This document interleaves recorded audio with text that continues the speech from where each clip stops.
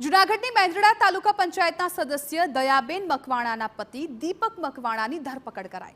હકીકતમાં તાલુકા વિકાસ અધિકારી તુષાર રાદડિયાએ ચેમ્બરમાં સભ્ય સિવાય અન્ય લોકોને બેસવાની ના પાડી હતી, જેની અદાવત રાખીને 2 દિવસ બાદ દીપક મકવાણાએ તાલુકા વિકાસ અધિકારીની ઓફિસે જઈને અપશબ્દો બોલ્યા હતા અને જાનથી મારી નાખવાની ધમકી આપી હતી।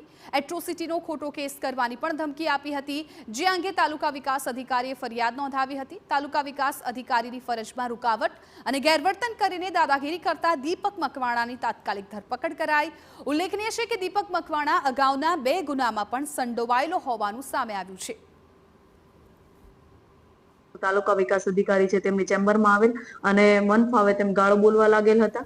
ઉપરાંત એટ્રોસિટીની ધમકી આપેલ હતી। અમને તેમના કહ્યા મુજબ જો કામગીરી ન કરી તો જોયા જેવું થશે એ પ્રકારે ધમકીઓ આપેલ હતી અને જાનથી મારી નાખવાની પણ ધમકી આપેલ હતી, જે કારણોસર તાલુકા વિકાસ અધિકારી તુષારભાઈ રાદડિયાએ ફરિયાદ લખાવેલી છે। કોઈ પરવાનગી વગર બેસે સભ્યશ્રીની ગેરહાજરીમાં હું બોર્ડ મારી દઈશ, તો એ ગુસ્સે થઈ ગયા અને ટેબલ ઉપર હાથ પછાડવા માંડ્યા, મને જેમ ફાવે એમ ગાળો બોલવા માંડ્યા અને તમે બહાર નીકળો એટલે જાનથી મારી નાખવાની મને ધમકી આપી।